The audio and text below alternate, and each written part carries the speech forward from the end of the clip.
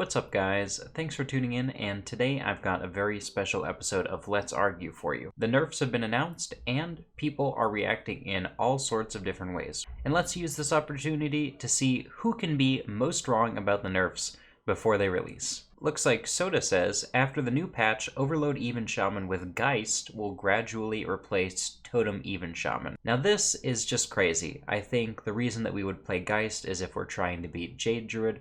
Now, the only problem with Jade Druid is that Shaman should already win this matchup.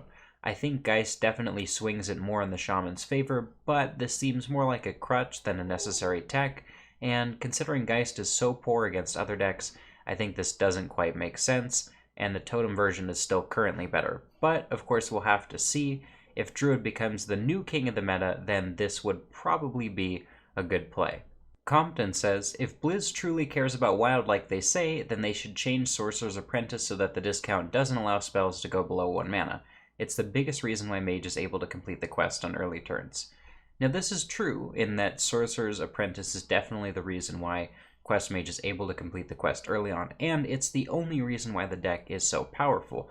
However, I don't think this means that they have to change Sorcerer's Apprentice. Keep in mind that the card is also in Standard, which is very relevant, and in fact usually more relevant to Blizz than its presence in Wild. Changing the card in Standard would mean that it sees no play, even as a discovered minion, and I think people probably don't want that. It makes sense that they went another route to try and kill Quest Mage. I do have to disagree just a little bit with how far they went exactly. I think they could have gone a little bit further, but we still have to wait and see how the changes play out. Ridiculous Hatter says, combo-heavy formats are fun and Wild players would be happier if they played Standard too. Now this is a hot take because a lot of Wild players definitely don't want to hear this. Now personally, I don't play Standard at all, so I have no idea if this is true or not. I am a little bit fed up with this Wild meta, but I don't think it's the worst we've seen. So really, I have no way to comment for sure on this, but it could be true. Corbett says, Quest Mage will be closer to low tier 3 than tier 1 post-nerf. Now this is truly a scorching hot take, and I cannot disagree any harder than I have with maybe any takes thus far in the series. I think Quest Mage is still extremely good, and its position in the meta will not particularly change.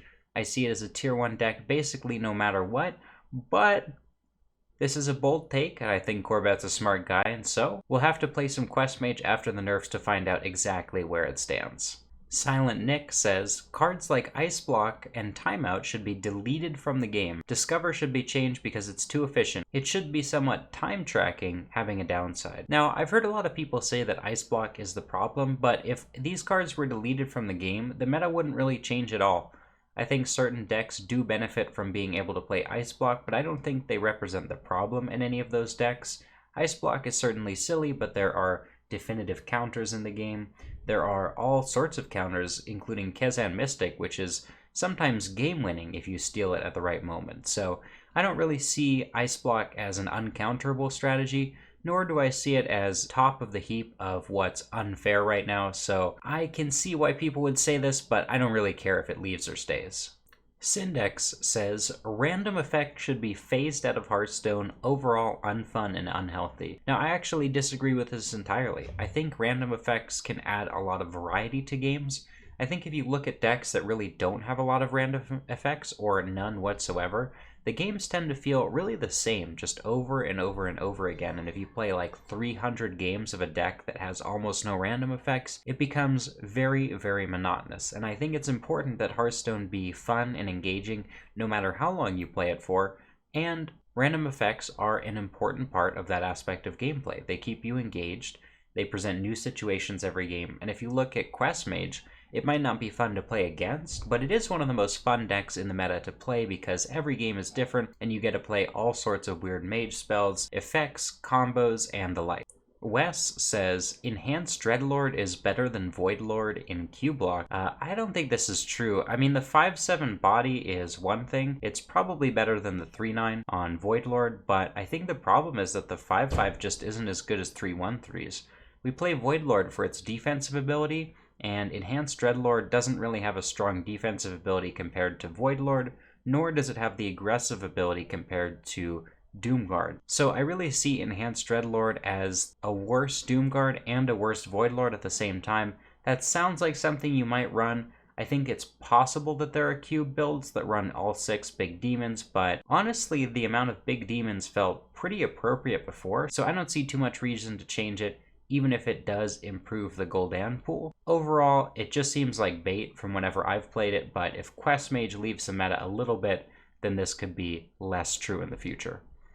Alzu says, some nerfs should be exclusive to Standard, such as Battlefiend. Certain archetypes will suffer from nerfs because of their prominence in Standard, not exclusive to Demon Hunter, like the nerf to Sledge Slurper hurting Murloc Shaman's early game. I think this is one of those ideas that sounds cool, but in reality just doesn't make too much sense.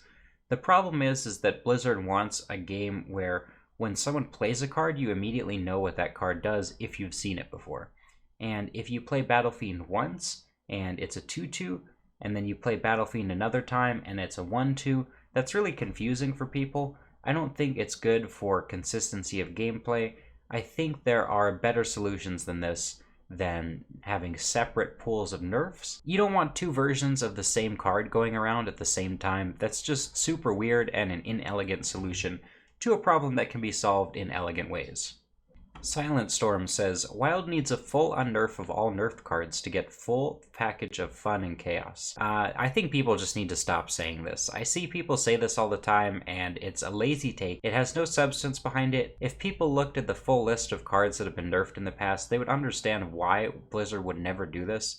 It doesn't make sense. Certain cards are just dumb the way they were originally printed. And if you want Wild to be an interactive format at all, then you really don't want this to be the case. Not to say that Wild has a competitive scene to begin with, but if you ever wanted to play games to win instead of just have fun and pull off a cool combo, then you could never do this.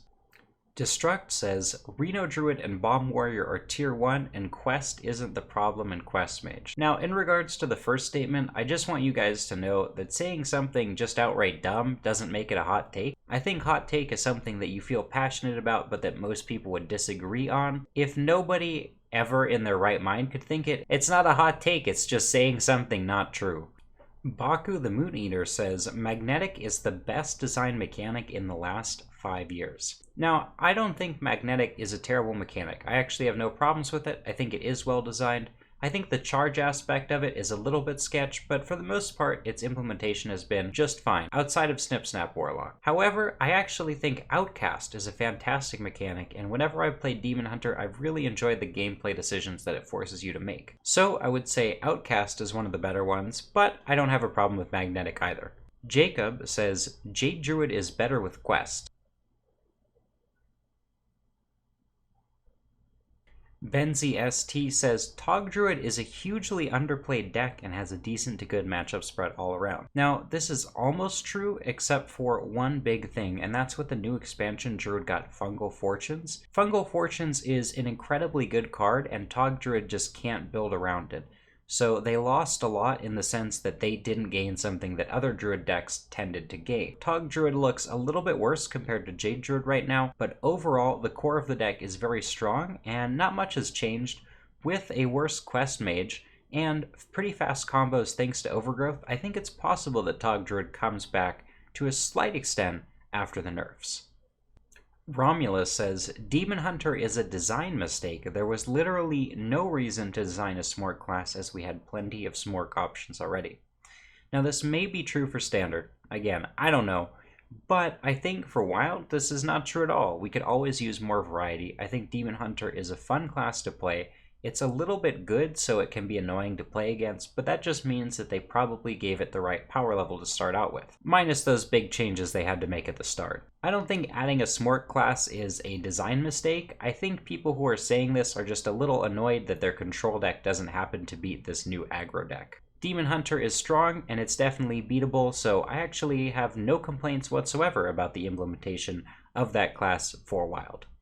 Keith Numbers says, Hearthstone is a shockingly well-designed game that is skill testing in ways that most of its players cannot fathom. Now, this is probably true, so Hearthstone does have a lot of depth that people don't give it credit for. And there's a reason that players like me end up consistently at the top of ladder, and why it's not a random crapshoot every month for who performs best.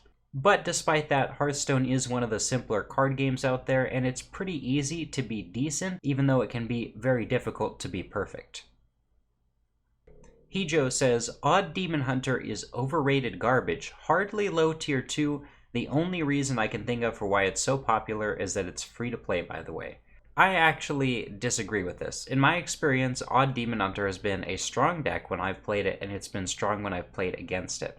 I think it's possible that people on EU might not be playing the best versions of the list because it's had great success over there when people like Jonah Raw played it to rank 1 legend there. I think EU might be underestimating the true power of this deck, and even though it loses a step with the nerfs, it's still going to be pretty strong, and I think low tier 2 is an underestimation for sure. Zeddy says, one of the biggest things holding back Wild is not the dev team or their lack of promotion, it's the smaller minority of toxic players who grief people on ladder and forums that visually turn people off from ever bothering with what appears to be a juvenile and meaningless format. Now, I actually disagree with this. I think most people getting into WoW, they see the friendliness, they see the tight community, they're happy to see the same faces over and over again. I don't think generally people's first impression of WoW is that it's a bunch of whiners, babies, or haters. Don't get me wrong, there is definitely our fair share of those people in this format. However, I think in general that's not what people think about it, nor is it really the impression that we give off. But I'd be interested to hear your guys' perspective on what you think of the community. Sipiwi says, it is the Wild players' fault that we get no Wild balance changes because as soon as we get something, the community complains about Reno Priest being too OP. And as soon as the counter to Priest isn't completely destroyed, the community cries about nerf being irrelevant.